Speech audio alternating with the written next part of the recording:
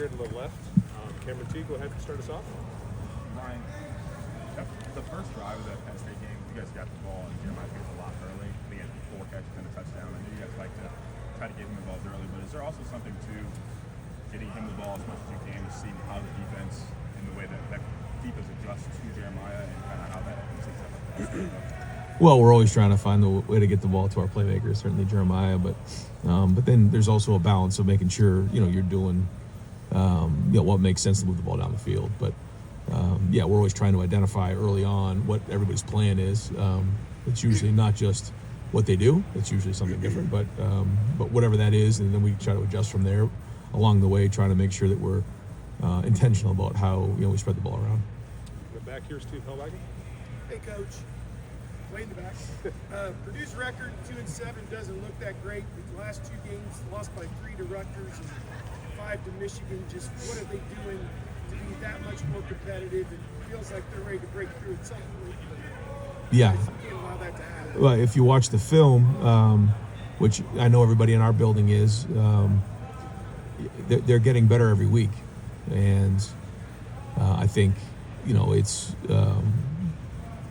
it's important to watch each team and figure out where they are, and then where they've come from. And I think each week you've seen them progress in all areas. I thought they played really well last week. Played that game all the way to the end, into the fourth quarter, and so I think it's a team that's gotten a lot better. And like you said, they've lost some close games here recently. So we got to play our best, and that's as you know, we've mentioned all the time. We want to play our best every week, and so I think the guys understand that. When we go on the road, like it's a conference game against a team that's getting better every week, and we saw what they did last week. So we got to be on our game.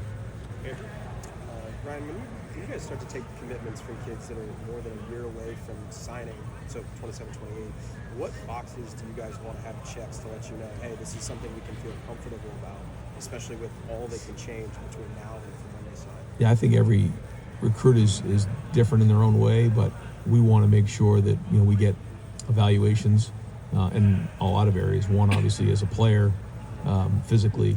Then like to watch the games, and then we do our backgrounds on their character, academically, are they a fit, and then we try to project out based on their size, their age, how we think that they'll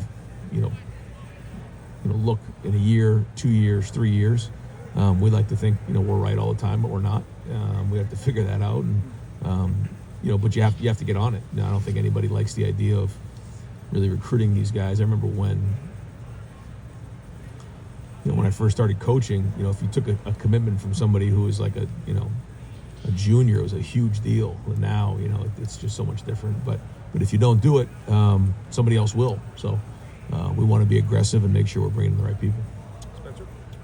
Ryan, I think Zion only played 2 defensive snaps. One of them teamed up on a sack. He teamed up with Kenyatta for a sack. And you're the guy who, you've seen some of the sample size, but the sample size is still so small.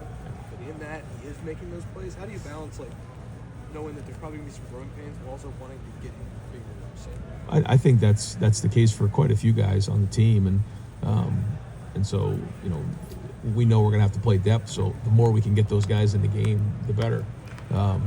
We go off what we see in practice, but then when you get into the game, you try to confirm what you see, and we want to play depth. So a lot of the guys who are out here at practice are earning those opportunities as the season's going on, and he's one of them. Austin, yeah, sure. Austin, yes. Ryan, are you seeing improvement in special teams the way you want in the last couple of weeks, or maybe just Saturday specifically? Yeah, I think there's been good things, and then there's been some other things that have to get better. We're trying to get as many guys as we can on the field. We know that we have some good special teams players on the team, but it's a great opportunity for some of these younger players that we're talking about to get out in the field and cut their teeth and make mistakes and learn and grow. So, I think it's been solid, but we always want to be better and be more explosive. Yep. Ken McDonald at 8 tackles, which is pretty impressive for a nose guard. What has enabled him to take that next step, and how crucial was he to that defense? he's a huge part of our defense. You know, we say inside out, and he's the middle of it all. And you know, he's every day getting better, more consistent, more experienced, more mature, just in his approach. And you know, he's a very important guy on our defense, and his production has increased as the season's gone on. I think he understands the workload that it takes to play inside like that. It's just not something you show up and play a few snaps and then get out of there. I mean, it's an all-day sucker, and he played his most plays he played on Saturday, I think, in his career. So that was a great sign for him in terms of sustaining a high level of play. Two more, Dan Hope. It seems like Kenyatta had his best game of the season this past week. How have you seen him throughout the season as progressed? More confident. I think in his heart, he's always known that he can do it, but for him to actually physically do it, you can just see him grow more and more in his confidence in himself and his belief in himself. And you know, everyone has their own journey along the way, and when they take that next step, you know, you've seen him do that. You're seeing him producing on the field, and you know, once you start seeing yourself on film make plays and you feel that, you then start playing, you know, with, you know, more conviction and playing faster and knowing that you can play with anybody in the country. And I think you're seeing that with him. So he knows that he's another guy on the D-line that we're all counting on, because you know, he's the elder statesman in the room, and he's a leader, but his production is just as important. Wrap it up with Tim May. Yeah, thanks, Mike. Ryan, just two quickies. Any update on the guards situation? And no update though. Yeah. Who is the fourth guard there if you have to go with somebody? The fourth would be Gabe Van Sickle. Yeah. Yeah. Okay. Yeah. And then specifically Purdue's defense, what just concerns you about the way they play, et cetera? What's your take on that? Yeah, it's not about concerns as much as it is what you recognize. I think you recognize a couple things with their defense. I think the first thing is, you know, they played multiple defenses and really change up the looks a lot, probably more than most teams we've seen.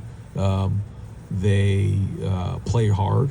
They're well coached. They know what they're doing. You know, usually when teams play multiple defenses, you know, they're not as crisp and detailed in their work. I feel like they are.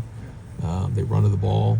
So, you know, that's the challenge that's at hand. And you know, everywhere Barry's gone, he's been a great defensive coordinator. He and I have had conversations in the past about maybe, you know, an opportunity here, you know, going back a few years. And I just got a lot of respect for him, and they're playing really good defense, and they'll continue to play good defense. Everything they're doing is very sound and the right thing. And Julian, he's catching on to that stuff. I mean, where would you rate him in that term of just seeing what's happening? Hard to rate him, but I do think, you know, that his preparation has led him to play the way he's played, and now he needs to continue to do that. And that's the challenge. Okay, you know you can do it. You know what's led to success. Now can you consistently do it over and over and over again? And that's what makes the great ones, you know, especially as you continue to, you know, get higher and higher levels of football. You know, we all know in the NFL, it's like the guys who can do it year in and year out. And, you know, we're not there yet. He's just getting started. But, like, now we're getting into playoff football. And so it's just a level under the NFL. And we're getting to playoff football where, you know, the looks are going to change. The scheme's going to change. You know, there's film out there, so they're going to come after us. And so here, this is where the good stuff is. All right, Coach, thank you. Thanks. Thanks, Ryan.